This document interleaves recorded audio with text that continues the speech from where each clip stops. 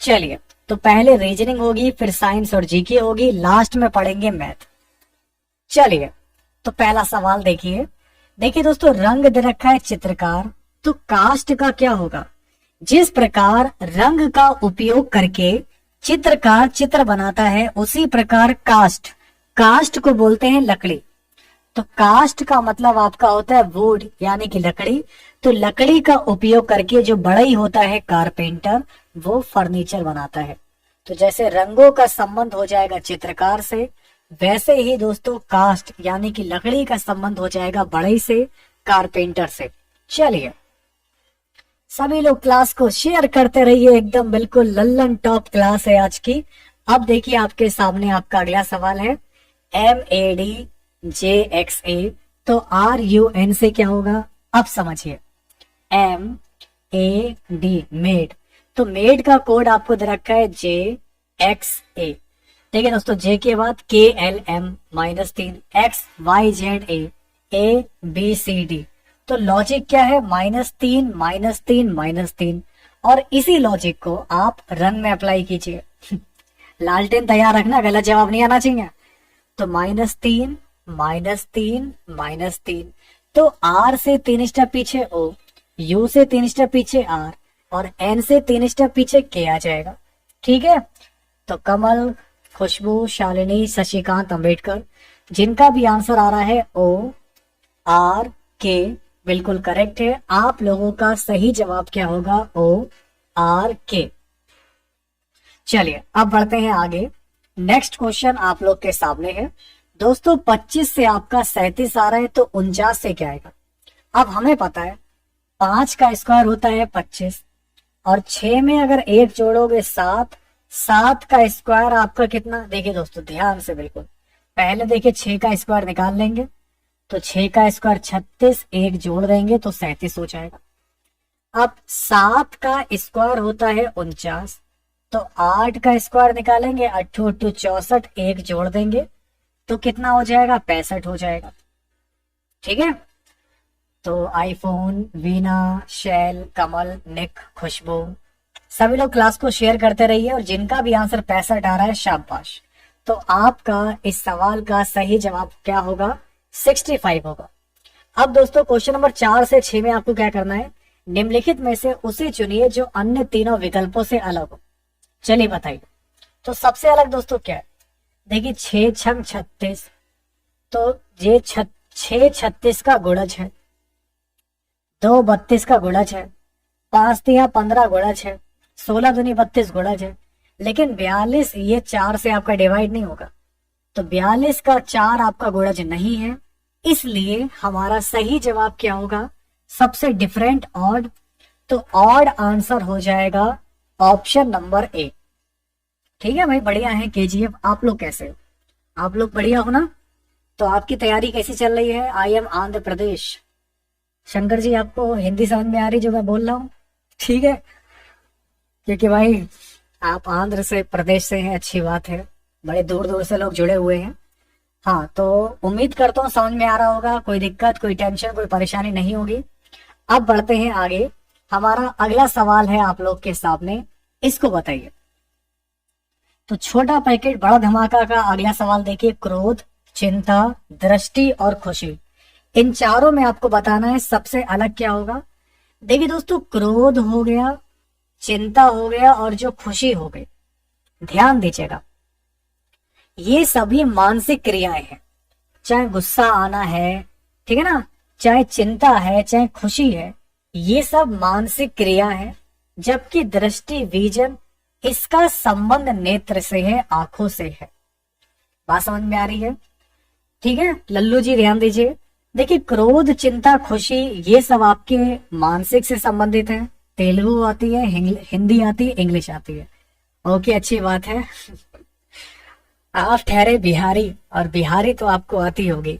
तो दोस्तों, क्रोध, चिंता, खुशी, ये दिमाग से रिलेटेड हो गया, और विजन आंखों से संबंधित हो गया। तो आपका सही जवाब हो जाएगा दृष्टि। चलिए आगे बढ़े।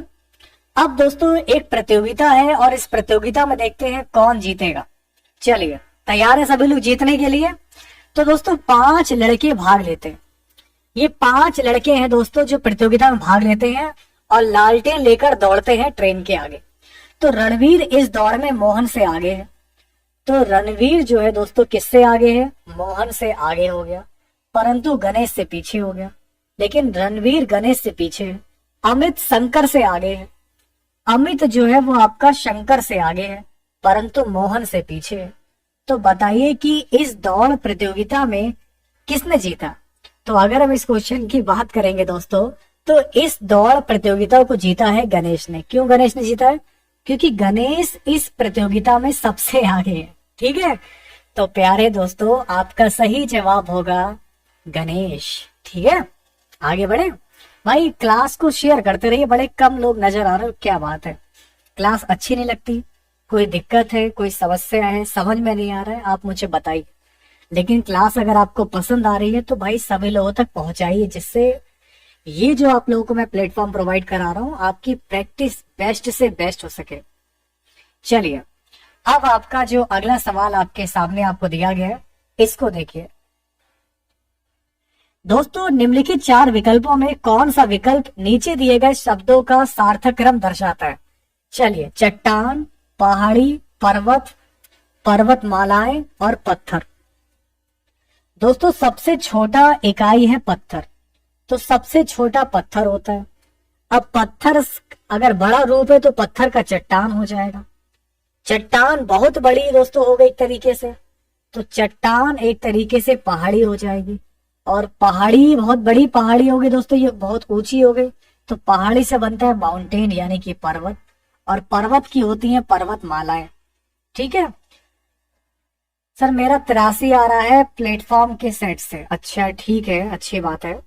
देखिए अगर हम इस क्वेश्चन की बात करेंगे तो हमारा सही जवाब क्या होगा? देखिए, अब सबसे पहले 5 नंबर, नंबर 2 पर 1 नंबर, 3 नंबर पे 2 नंबर, 4 पर 3, 5 पर 4। तो सही जवाब क्या होगा? 5, 1, 2, 3, 4। तो भाई जिनका भी आंसर आ रहा है 5, 1, 2, 3, 4, तो आपका आंसर बिल्कुल राइट है। Very good. तो बी को मैंने लॉक कर दिया और आप जीत चुके हैं 500/500 रुपए। चलिए आगे बढ़ा जाए। अगला सवाल देखिए, 15, 6, 26, 8, 37, 10, 48, 13, 59, 14, 40। तो बताइए कि इस श्रृंखला में गलत संख्या ज्ञात कीजिए। दोस्तों आपको दे रखा है 15, 6, 26, 8, 37, 10, 48, 13, 59। चलिए, तो लिखने में बहुत छोटी जगह पड़ रही है। देखिए 59 में मैंने 11 जोड़ा 26, 26 11 37, 37 11 48, 48 11 59, और 59 और 11 आपका 70 आ जाएगा। अब इधर देखिए आप लोग, 6 2 8, 8 2 10, अब 10 2 12, ये 13 दे रखा है ना, 13 नहीं होगा, यहाँ पर आपका 12 आ जाएगा। 10 2 12 और 12 2 14। तो नीचे वाली सीरीज में आप लोग का लॉजिक है 11 11 11 11 का, और ऊपर लॉजिक चल रहा है +2 +2 +2। तो गलती कहां पर है? 13 में आपका यहाँ पर दे रखा है, 13 में दे रखा है। तो जिनका भी आंसर 13 आ रहा है बिल्कुल राइट है। ठीक है ना, तो इसका आंसर आपका हो जाएगा 13 यानी कि 13। बात समझ में आ रही है? अब देखिए आपका अगला सवाल देखिए, ACEGIKSUMYAC। अगला स्टेप क्या होगा? देखिए ACE, अब ए के बाद BCDEFG, 6 स्टेप बाद आपका जी आ गया। अब जी के 6 स्टेप बाद HIJKLM, तो एम आ जाएगा। एम के बाद NOPQRSTUVWXY। ठीक है ना, तो इस तरीके से आप लोगों के यहाँ पर लॉजिक चल रहा है +6 का। तो सेम दोस्तों आपका देखिए GIK, ये आप लोगों को यहाँ पर ये ब्लॉक निकालना है, और इधर दे रखा है SUW, और इधर आपको दे रखा है YAC। तो आपको हर बार में 6 स्टेप आगे बढ़ने। तो आई के बाद JKLMNO, तो यहाँ पर O आ जाएगा। ई के बाद देखिए FGHIJKLMNOPQ, तो 6 स्टेप बाद आपका Q आ जाएगा। तो यानी कि दोस्तों अगर हम इस क्वेश्चन की बात करेंगे तो हमारा सही जवाब क्या होगा? MOQ आ जाएगा। ठीक है, वर्मा जी, अंबेडकर जी, गुप्ता जी, मेहरा, समझ में आ रहा है? तो अगर हम इस क्वेश्चन की बात करेंगे तो आपका सही जवाब होगा MOQ। अब देखिए दोस्तों, आपका अगला सवाल आपके सामने है। 3, 6, 12, 15, 30, 33, अगला स्टेप क्या होगा? देखिए 3 है, 6 है, 12 है, 15 है, 30, 33, अगला स्टेप क्या होगा? देखिए 3 में मैंने 3 जोड़ा, 3 3 6, 6 6 12, 12 3 15, 15 15 30, 30 3 33। देखिए दोस्तों, 3 3 3 तो चल रहा है, लेकिन इधर दोस्तों क्या है? 6 दूनी 12 और 3 15 हो गया।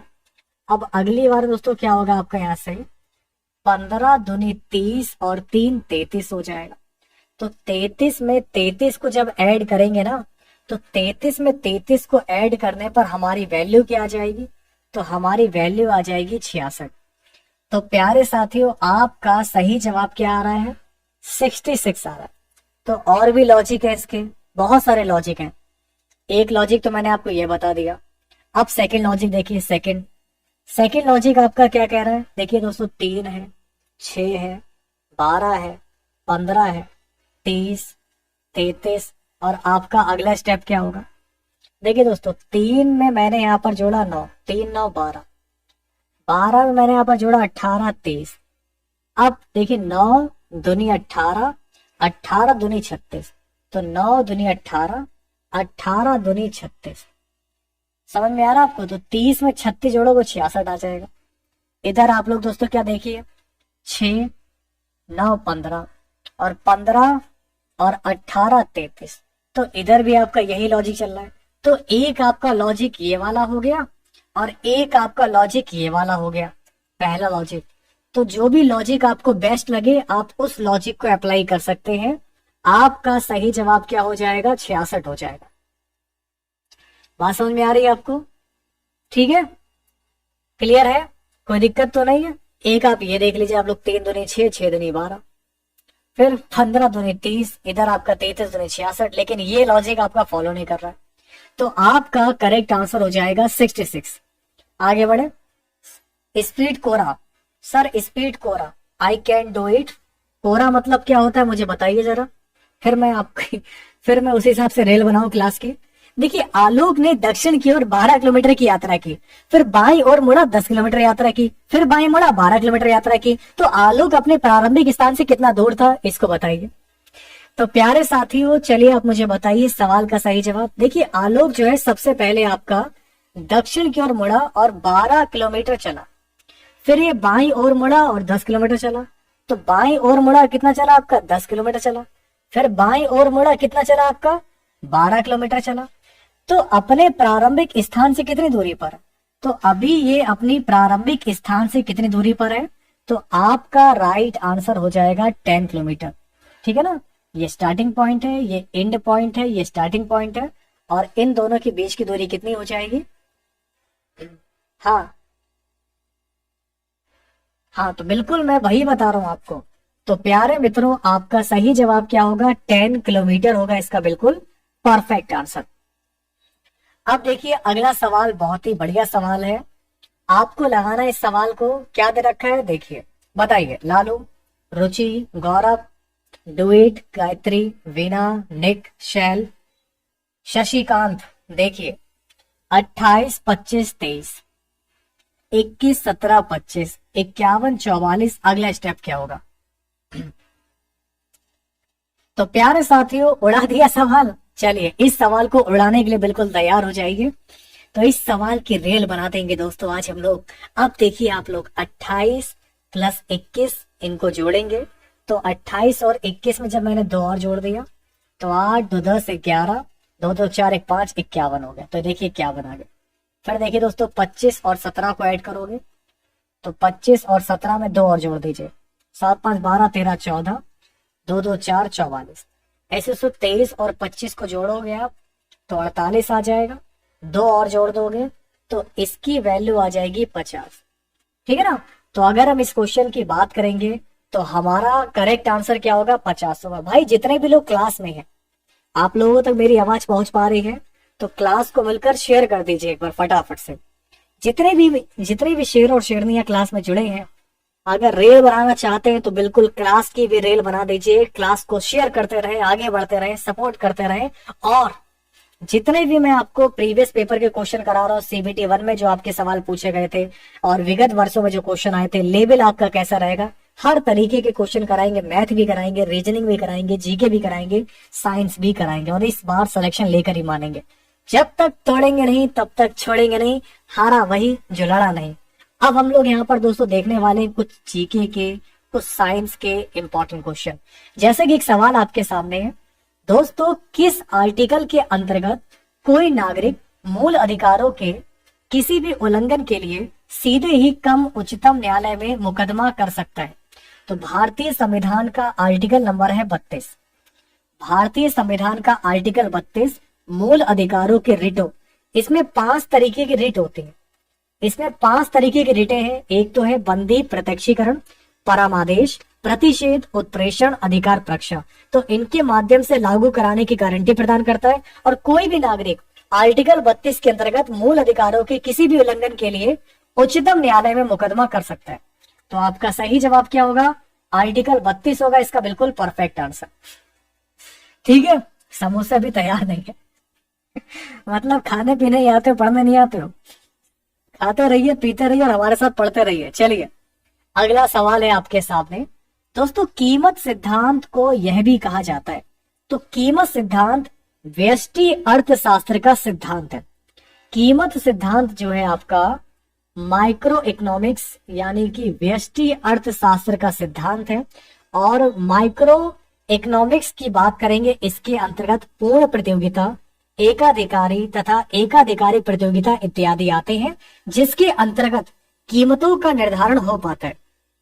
ठीक है, तो आपका सही जवाब क्या हो जाएगा? तो जिनका भी आंसर आ रहा है डी, बिल्कुल राइट है। Very good. चलिए आगे बढ़े। नेक्स्ट क्वेश्चन आप लोग के सामने है दोस्तों, वाहनों में स्नेहक तेल का प्रयोग किया जाता है। क्यों किया जाता है वाहनों में स्नेहक तेल का? तो दोस्तों वाहनों में स्नेहक तेल यानी कि लुब्रिकेट की अगर हम बात करेंगे तो इसका प्रयोग इसलिए करते हैं ताकि हम फ्रिक्शन को रिड्यूस कर सकें, घर्षण को कम कर सकें। तो घर्षण को कम करने के लिए वाहनों में स्नेहक तेल का प्रयोग किया जाता है। तो इस तरीके से विज्ञान आएगी। दोस्तों रसोई की गैस एक मिश्रण, देखिए रसोई में आपकी LPG gas, liquid petroleum gas प्रयोग किया जाता है। और लिक्विड पेट्रोलियम गैस की अगर हम बात करेंगे, ये किसका किसका मिक्सअप होता है बताइए? हाँ प्रमोद, लालू, आकांक्षा, रुचि बताइए। LPG जो गैस है किन 2 चीजों का मिक्सअप है? ब्यूटेन और प्रोपेन का। तो आपका सही जवाब होगा ऑप्शन नंबर सी। ठीक है, तो जिनका भी आंसर सी आ रहा है ब्यूटेन और प्रोपेन, बिल्कुल सही है। अच्छा अगला सवाल देखिए दोस्तों, पक्षियों के पंख क्या होते हैं? आप सभी लोग बताएंगे पक्षियों के पंख क्या होते हैं। देखिए पक्षियों के पंख अग्रपाद यानी कि अंग के रूपांतरण है।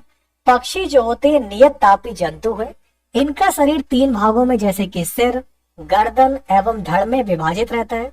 शरीर जो है परों से ढका रहता है और इनके अग्रपाद पंखों में रूपांतरित हो जाते हैं।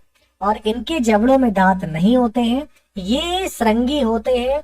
तो आपका राइट आंसर हो जाएगा रूपांतरित अग्र अंग। तो पक्षियों के पंख क्या होते हैं? मॉडिफाइड फोरलिम्ब होते हैं। आपका सही जवाब क्या होगा? ऑप्शन नंबर बी आ जाएगा। ठीक है, शिवम, मानव शाहनी, शशिकांत, सोनिका, शैल, श्रेया, समझ में आ रहा है आपको? गौरव कोई दिक्कत तो नहीं है? चलिए आगे बढ़े। अगला सवाल देखिए दोस्तों, हमारा आज का अगला सवाल बहुत ही महत्वपूर्ण है। दोस्तों पुरुष के पुरुषत्व के लिए कौन सा गुणसूत्री संयोजन उत्तरदायी है? अब हम क्रोमोसोम की बात कर रहे हैं। दोस्तों अगर हम बात करें पुरुष में पुरुष तत्व के लिए कौन सा गुणसूत्री संयोजन उत्तरदायी है, तो XY ये रिप्रेजेंट करता है मेल को, XX ये रिप्रेजेंट करता है फीमेल को। तो बात पुरुष की हो रही है, उसके पुरुषत्व की हो रही है। तो ये आपका राइट आंसर क्या होगा? तो क्रोमोसोम में, तो ये आपका हो जाएगा। देखिए पुरुष में लिंग हार्मोन 23वां जोड़ा जो होता है ये असमान गुणसूत्रों से बना होता है। जिसे XY बोलते हैं, जबकि महिलाओं में आपके दोनों गुणसूत्र समान रहते हैं XX। तो आपका सही जवाब क्या हो जाएगा? XY। अब देखिए आपका अगला सवाल आपके सामने है।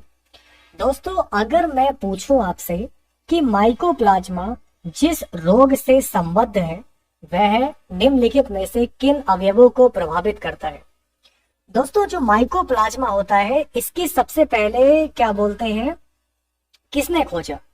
दोस्तों माइकोप्लाज्मा की अगर हम बात करेंगे, इसको सबसे पहले खोजा था लुईस पाश्चर ने। ध्यान दीजिएगा दोस्तों, बहुत ही इंपॉर्टेंट बात जो आप लोगों को पता होगी लेकिन जिनको नहीं मालूम है नोट कर लीजिए। माइकोप्लाज्मा को खोजा था लुईस पाश्चर ने 1843 एडी में, और इसको बोलते थे पीपीएलओ। इसको जो है पीपीएलओ नाम दिया गया। देखिए पीपीएलओ का मतलब होता है, ठीक है ना, प्लूरोनिमोनिया लाइक ऑर्गेनिज्म।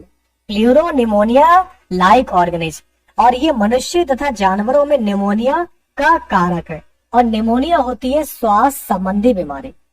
निमोनिया दोस्तों ये निमोनिया से संबंधित एक तरीके से निमोनिया, और ये जो है श्वास संबंधित बीमारी है जो हमारे श्वसन तंत्र को प्रभावित करती है। तो याद रखिएगा माइकोप्लाज्मा की बात करेंगे जो बहुत इंपॉर्टेंट है। देखिए माइकोप्लाज्मा को सबसे पहले लुईस पाश्चर ने 1843 एडी में खोजा था, और इसको जो है इन्होंने पीपीएलओ नाम दिया। पीपीएलओ का मतलब यहाँ पर है प्लूरोनिमोनिया लाइक ऑर्गेनिज्म, जो कि इंसानों और जानवरों में निमोनिया, निमोनिया का मतलब होता है श्वास संबंधी बीमारी, तो ये इसका कारक होता है और जो हमारे शरीर के श्वसन तंत्र को प्रभावित करता है। तो बहुत सारे लोगों का पाचन तंत्र आ रहा है, तो जिनका भी पेट खराब है ध्यान दीजिए मतलब सारे के सारे लगे पड़े पेट खराब, पाचन संबंधी बीमारी। भाई पाचन से रिलेटेड थोड़ी ना है, निमोनिया है श्वास, ऑक्सीजन, रेस्पिरेटरी यानी कि श्वास संबंधी बीमारी है, सांस लेने वाली जो तकलीफ है ये है। तो आपका सही जवाब होगा ऑप्शन नंबर ए हो जाएगा। ठीक है, सारे के सारे लगे पड़े पाचन संबंधी बीमारी, सबका लग रहा पेट खराब है। अगला सवाल देखिए। अब देखिए आपका अगला सवाल आपके सामने आपको दिया गया है। दोस्तों कंप्यूटर पर सेव की गई फाइल को, ध्यान दीजिएगा, कंप्यूटर पर सेव की गई फाइल को फाइंड और लोड करने के लिए, कंप्यूटर पर सेव की गई फाइल को फाइंड एंड लोड करने के लिए निम्नलिखित में से किस विकल्प को सेलेक्ट किया जाता है, इसको बताइए। बहुत आ रही है बिट्टू जी, ध्यान से पढ़ लीजिए, ठीक है ना। देखिए दोस्तों जो लोग यहाँ पर बोल रहे हैं ना पीते खाते घर के, तो पीते खाते घर के लोग हैं इन लोगों के जो है क्या बोलते हैं रिश्ते वाले घर पर नहीं भेजेंगे। चाहे आप लड़के हो चाहे आप लड़की हो, रिश्ते वाले आपके घर पर नहीं आएंगे, क्योंकि चाहे लड़का हो चाहे लड़की हो खाते पीते घर का होना चाहिए, ना कि पीते खाते घर के। क्योंकि पीने वालों से कोई दोस्ती नहीं करना चाहता, खाते पीते रहना चाहिए ना कि पीने खाने वाला होना चाहिए, ठीक है ना। तो रिश्ता नहीं आएगा आपके घर पर, याद रखिएगा। बता देंगे सबको कि कौन क्या क्या यहाँ पर कर रहा है क्लास में तो दोस्तों कंप्यूटर पर सेव की गई फाइल को फाइंड और लोड करने के लिए किस विकल्प को सेलेक्ट किया जाता है, तो आपका सही जवाब हो जाएगा ओपन कमांड को सेलेक्ट किया जाता है, सेलेक्टिंग ओपन कमांड। तो आपका सही जवाब क्या हो जाएगा, तो जिनका भी आंसर डी आ रहा है बिल्कुल राइट है, वेरी गुड। केजीएफ, मनीष बहुत बढ़िया, वीना, वेद प्रकाश वर्मा। आइए आगे बढ़े। दोस्तों क्या आप जानते हैं, अगर हम इस क्वेश्चन की बात करेंगे कि किस दिन को अंतरराष्ट्रीय अहिंसा दिवस मनाया जाता है, तो प्यारे साथियों अगर हम इस क्वेश्चन की बात करेंगे तो आपका सही जवाब क्या है, किस दिन को अंतरराष्ट्रीय अहिंसा दिवस के रूप में मनाया जाता है। तो अंतरराष्ट्रीय अहिंसा दिवस मनाया जाता है 2 अक्टूबर को। याद रखिएगा अंतरराष्ट्रीय अहिंसा दिवस आपका 2 अक्टूबर को मनाया जाता है, क्योंकि यह दिन महात्मा गांधी के जन्मदिन पर मनाया गया था। ओके, याद रखिएगा, बहुत इंपॉर्टेंट क्वेश्चन है। एक सवाल आपके लिए काफी बेहतरीन है। दोस्तों क्या आप लोग जानते हैं, एक आपकी पुस्तक है मिडनाइट्स चिल्ड्रन, ये किसने लिखी है? साथियों एक किताब है मिडनाइट्स चिल्ड्रन, ये किताब किसकी है? तो मिडनाइट चिल्ड्रन ये किताब सलमान रुश्दी की है। इनकी और भी किताबें हैं जैसे कि the enchantress of Florence, Haroun and the sea of stories, the ground beneath her feet. तो कुछ और भी इनकी महत्वपूर्ण रचनाएं हैं जो पेपर में आ जाएंगी। तो फिलहाल मिडनाइट चिल्ड्रन ये काफी पॉपुलर है, काफी फेमस है, और इससे दोस्तों आपके पेपर में बहुत सारे क्वेश्चन पूछे जाते हैं। तो किसकी रचना है? सलमान रुश्दी की है। चलिए आगे बढ़े। दोस्तों क्या आप जानते हैं कि पंडित भीमसेन जोशी के क्रियाकलाप का क्षेत्र क्या है? गौरव, गायत्री, शशिकांत, खुशबू, मोनिका, बताइए। प्रमोद जी ध्यान दीजिए। हाँ, तो पंडित भीमसेन जोशी के क्रियाकलाप का जो क्षेत्र है ये हिंदुस्तानी शास्त्रीय संगीत से संबंधित है। तो पंडित भीमसेन जोशी जो कि हिंदुस्तानी शास्त्रीय संगीत से संबंधित है और संगीत के क्षेत्र में अतुलनीय योगदान के लिए इन्हें जो है 2008 में, किनको? हमारे जोशी साहब को 2008 में भारत के सर्वोच्च सम्मान भारत रत्न से सम्मानित किया जा चुका है, भारत रत्न से। और इनके द्वारा गाए गए गीत है पिया मिलन की आस। याद रखिएगा, इनके कुछ गीत हैं जिन गीत को मैं आज आपको बताना चाहूंगा। पिया मिलन की आस, पिया मिलन की आस, जो भजे हरि को सदा। दूसरी जो दोस्तों इनका गाया हुआ गीत है, जो भजे हरि को सदा, जो भजे हरि को सदा, मिले सुर मेरा तुम्हारा। एक और दोस्तों इनका गीत है मिले सुर हम मेरा तुम्हारा। सुर समझते हो? सुर तो सुर मिलना, तो मिले सुर मेरा तुम्हारा। ये कुछ इनके गाए गए गीत हैं जिनको आपको पता होना चाहिए। पिया मिलन की आस, जो भले हरि को सदा, मिले सुर मेरा तुम्हारा। तो ये कुछ इनके गाए हुए गीत हैं, याद रखिएगा। चलिए आगे बढ़े। अब बढ़ते हैं आगे नेक्स्ट क्वेश्चन। दोस्तों क्या आप जानते हैं कि ओफो, पढ़ाई पर भी ध्यान दे लिया करो, सारे लोग लगे पड़े हो, ठीक है ना। प्रथम ओलंपिक खेल आपके कब आयोजित किए गए?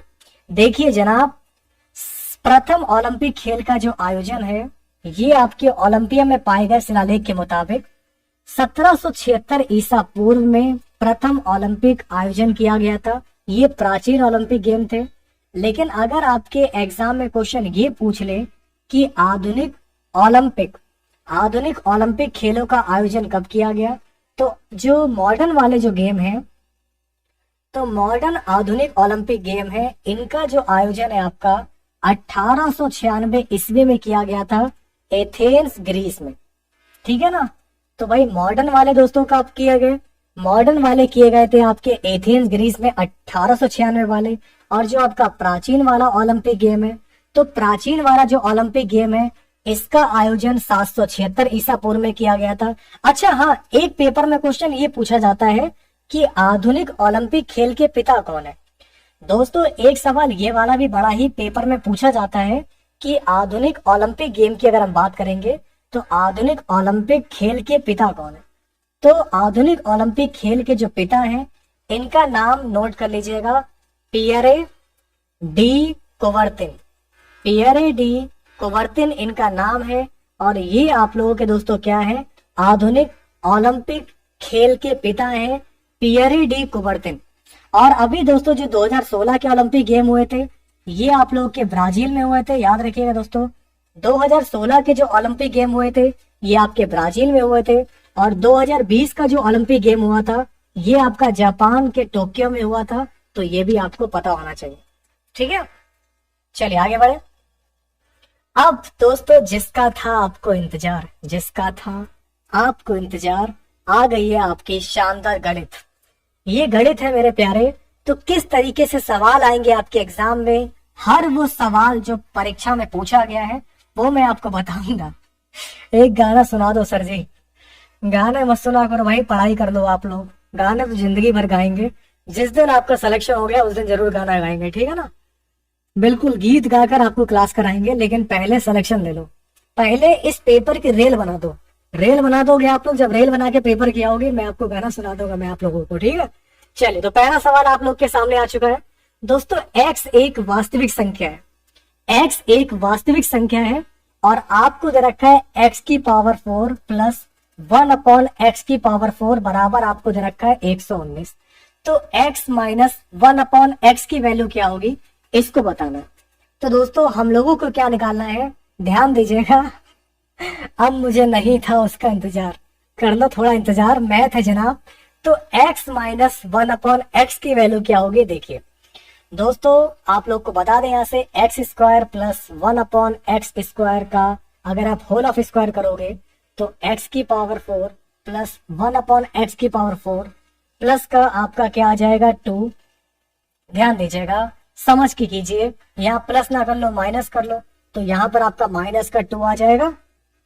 और इधर आप लोग को दोस्तों दे रखा है 119, तो कोई दिक्कत वाली बात नहीं है, इसकी वैल्यू आपके सामने 119 है। ठीक है, ध्यान से अगर यहाँ प्लस करोगे तो प्लस आएगा, माइनस करोगे तो माइनस आएगा। तो मैं यहाँ पर प्लस कर रहा हूँ, क्यों कर रहा हूँ, क्योंकि 121 आ जाएगा। अब ये स्क्वायर है, इस पर रूट चढ़ जाएगा आपका, और 121 का आपका क्या होगा 11 हो जाएगा। ठीक है, तो फाइनली दोस्तों x² प्लस 1/x² बराबर 11 मिल चुका है। हमें x माइनस 1/x की वैल्यू निकालनी है, तो अब कोई दिक्कत वाली बात नहीं है। तो ये फॉर्मूला होता है x माइनस 1/x बराबर अंडर रूट में k माइनस का 2। तो 11 में से 2 घटाओगे 9 बचेगा, और 9 का रूट हो जाएगा प्लस माइनस 3। तो यानी कि दोस्तों अगर हम इस क्वेश्चन की बात करेंगे जिनका भी आंसर आ रहा है 3, अगर आ रहा है आपका 3 जवाब तो बिल्कुल है सही जनाब। तो बिल्कुल प्यारे साथियों, इस सवाल का करेक्ट आंसर हो जाएगा 3। तो ये हुई ना बात।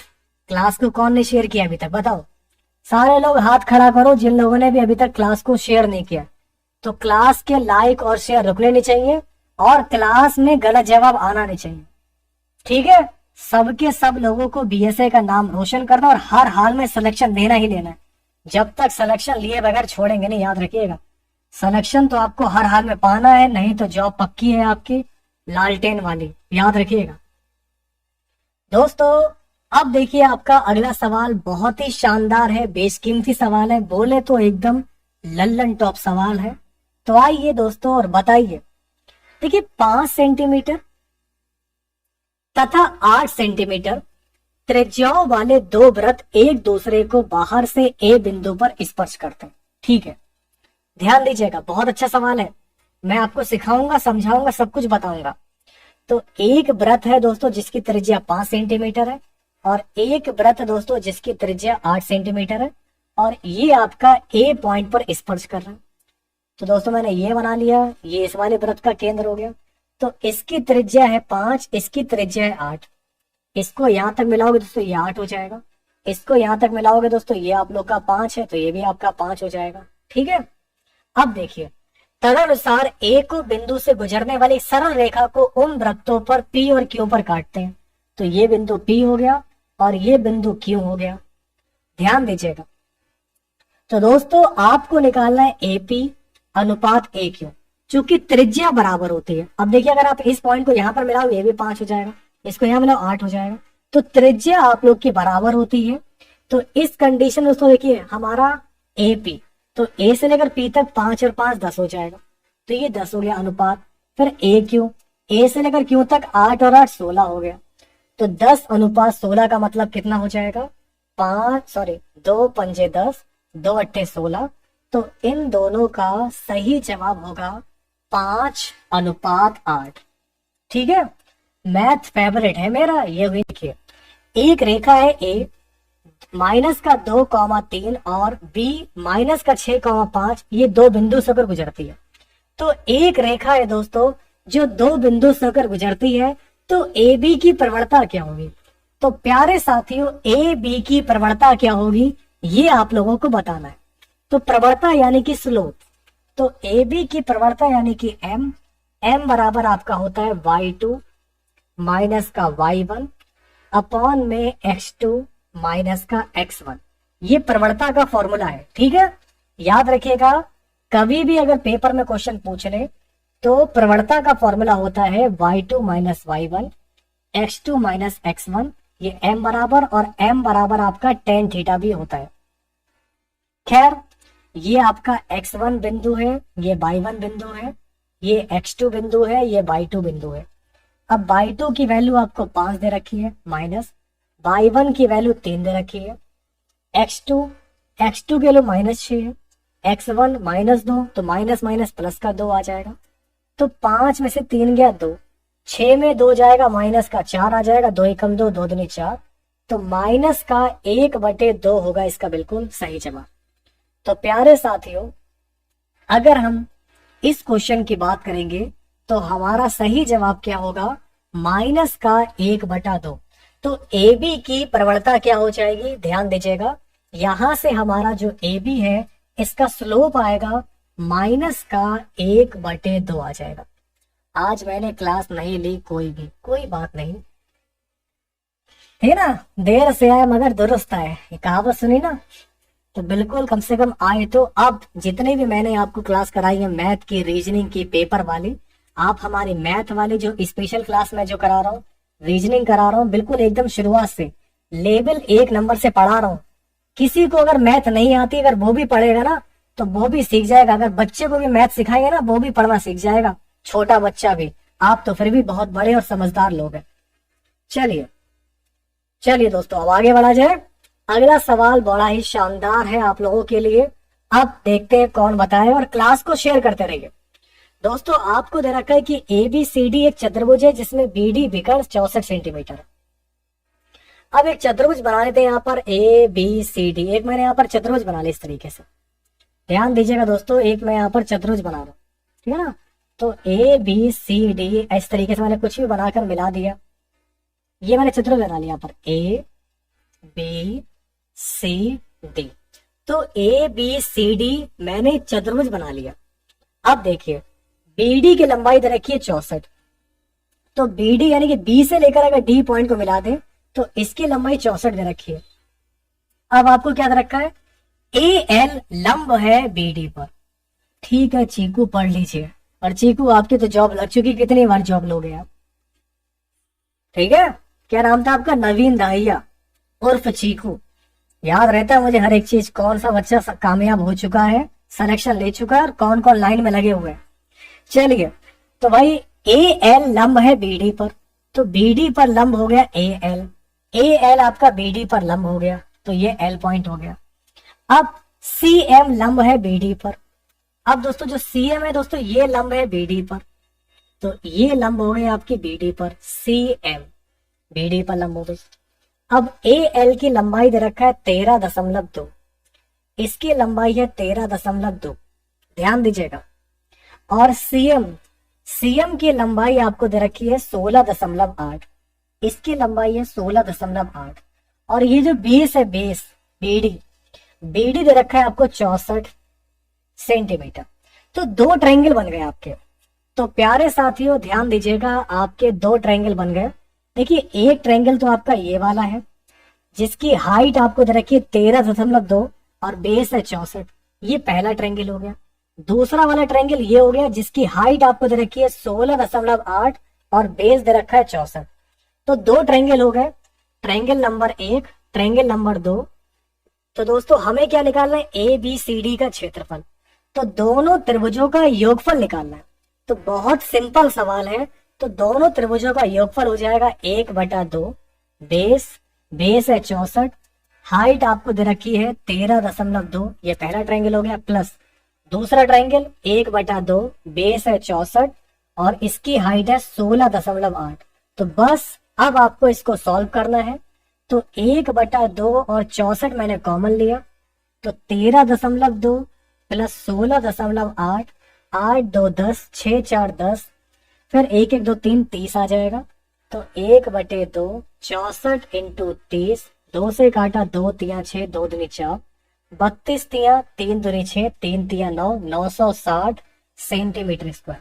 तो इस तरीके से ये वाला जो त्रिभुज है, सर जी रीजनिंग बेस्ट है आपकी, रीजनिंग मैथ पेपर जो मैं आपको करा रहा हूँ सब बेस्ट है आपके लिए। बस आप लोग ध्यान से पढ़ते रहें, प्रैक्टिस करते रहें मैथ की, रीजनिंग की, जीए की और क्या बोलते हैं साइंस की।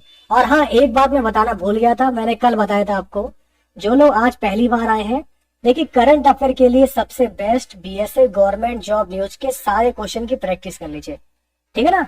करंट अफेयर की अगर आपको प्रैक्टिस करनी है तो बीएसए गवर्नमेंट जॉब न्यूज की सारी वीडियोस उठाइए और एक एक करके सारे क्वेश्चन पढ़ लीजिए, उसी में से क्वेश्चन आपको पेपर में मिल जाएंगे। तो जिनका भी आंसर 960 आया है बिल्कुल राइट है, आपका सही जवाब होगा 960। दोस्तों अगला सवाल बड़ा ही शानदार है, इसको देखिए। आपको दे रखा है 7 cos थीटा प्लस का 24 sin थीटा, इसका न्यूनतम और महत्तम मान क्या होगा? तो एक बात याद रखिएगा हमेशा, देखिए अगर पेपर में आपका आता है a cos थीटा प्लस का b sin थीटा, अगर पेपर में आपका ये दे रखा हो a cos theta b sin theta, ठीक है ना, तो अगर आपसे पेपर में पूछे कि इसका महत्तम मैक्सिमम वैल्यू कितनी है, तो इसकी मैक्सिमम वैल्यू जो आपकी आएगी ये अंडर रूट में आपका आ जाएगा a स्क्वायर प्लस का b स्क्वायर। और अगर पेपर में आपसे मिनिमम वैल्यू पूछेगा इसकी, तो इसकी मिनिमम वैल्यू आ जाएगी दोस्तों माइनस का आ जाएगा यहाँ पर a स्क्वायर प्लस का b स्क्वायर। बस एक प्लस में वैल्यू रहेगी मिनिमम मैक्सिमम वाली, और मिनिमम वाली वैल्यू माइनस में रहेगी। अब यहाँ पर आपका a बराबर दे रखा है 7, ध्यान दीजिएगा, यहाँ पर आपका a बराबर 7 दे रखा है और b बराबर आपको 24 दे रखा है, b बराबर आपको 24 दे रखा है, ठीक है। और ट्रिपलेट आपको याद होगा 7, 24, 25, ये ट्रिपलेट होती है, ये भी आप लोगों को अच्छी तरीके से पता है। खैर कोई दिक्कत नहीं, तो मैक्सिमम वैल्यू हो जाएगी 7 का स्क्वायर 49, ठीक है ना। और इधर आप लोग 24 का स्क्वायर करोगे दोस्तों कितना आ जाएगा, 4 चौक 16, 2 दूनी 4, दूनी 8, दूनी 16, 6, 7, 5, तो ये 576 हो जाएगा। तो भाई 576 और 49 को ऐड करेंगे 625 आएगा, और 625 यानी कि प्लस का 25 आ जाएगा, और इधर आपका माइनस का 25 आ जाएगा। तो मैक्सिमम वैल्यू क्या है, मैक्सिमम वैल्यू है प्लस का 25 और मिनिमम वैल्यू क्या है, माइनस का 25 है। तो यानी कि दोस्तों अगर हम इस क्वेश्चन की बात करेंगे तो आपका सही जवाब होगा बी वाला। अभिनंदन प्रसाद सर, ग्रुप डी में रीजनिंग कितनी आएगी प्लीज बता दीजिए। देखिए अभिनंदन भाई, आपके ग्रुप डी में रीजनिंग की वैल्यू बहुत ज्यादा है, रीजनिंग का वेटेज ज्यादा है। रीजनिंग के 30 क्वेश्चन आएंगे आपके एग्जाम में 30 नंबर के। तो रेलवे ग्रुप डी का जो पेपर होगा 23 फरवरी को 30 क्वेश्चन आएंगे, 30 नंबर का पेपर रीजनिंग का होगा, और 25 क्वेश्चन खाली मैथ से आएंगे, और 25 क्वेश्चन साइंस के रहेंगे, 20 क्वेश्चन जीए के रहेंगे। जीए में करंट अफेयर ज्यादा आएगी, स्टैटिक जीके ज्यादा आएगी, वो करंट वाली आएगी। उसके लिए मैंने आपसे बोला है कि BSA government job new join कर लीजिए, ठीक है। कहीं पर समझ में ना आए, कोई क्वेश्चन हो, कोई दिक्कत हो, बता दीजिएगा। अब देखिए आपका अगला सवाल दोस्तों, आपको वैल्यू निकालनी है cos 11 plus sin 11, cos 11 minus का sin 11, तो इसकी वैल्यू क्या होगी इसको बताइए।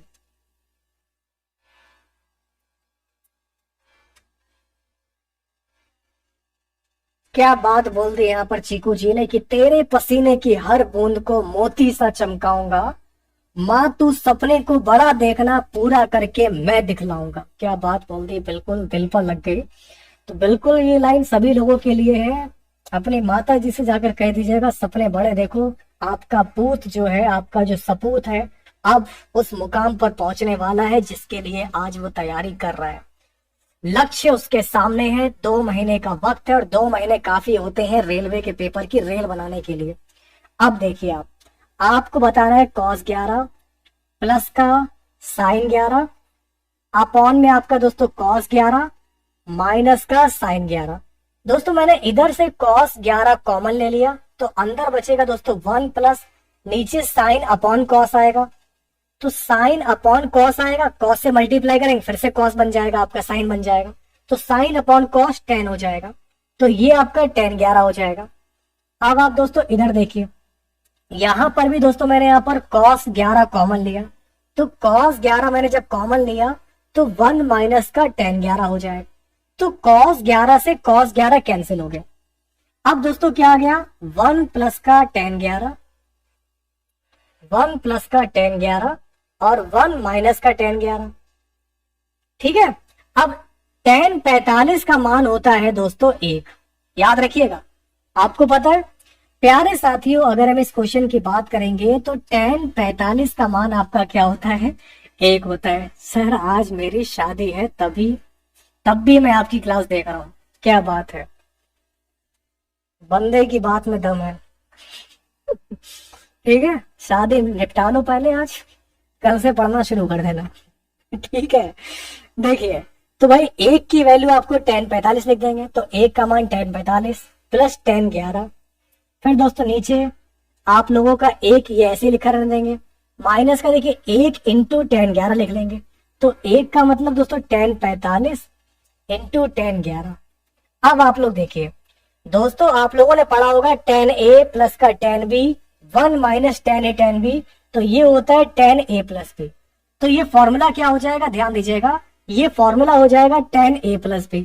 तो ये होगा 45 प्लस का 11, यानी कि दोस्तों हमारा राइट आंसर हो जाएगा 45 और 11, 5 और 1 6, 4 और 1 5, 56 डिग्री।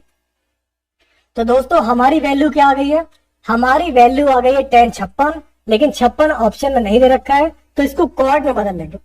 तो दोस्तों tan 90 माइनस, देखिए 56 को अगर लिखे यहाँ पर 44 घटा दो, 90 में से अगर आप 44 घटाओगे तो 56 बचेगा, 10 में से 4 गया 6, 8 में 4 गया आपका। समझ में आ रहा है आप लोग को? बिल्कुल हर एक चीज को सीखते चलिए, पॉइंट टू पॉइंट समझते रहिए। तो tan 90 माइनस 44 आपका आ जाएगा cot 44। ओके, तो हमारा सही जवाब क्या हो जाएगा, तो प्यारे साथियों आपका राइट आंसर हो जाएगा cot 44 हो जाएगा। ठीक है, आप अकेले क्लास कर रहे हैं या आपका साथ वाला भी दोस्त आपकी क्लास जो है कर रहा है साथ में? तो प्यारे साथियों क्लास को लाइक जरूर कीजिएगा, क्लास को शेयर कीजिएगा। तो इस क्वेश्चन का हमारा राइट आंसर क्या हो जाएगा, cot 44 आएगा। तो जिनका भी आंसर cot 44 आ रहा है बिल्कुल परफेक्ट है, बिल्कुल सही है। ठीक है, आगे बढ़े।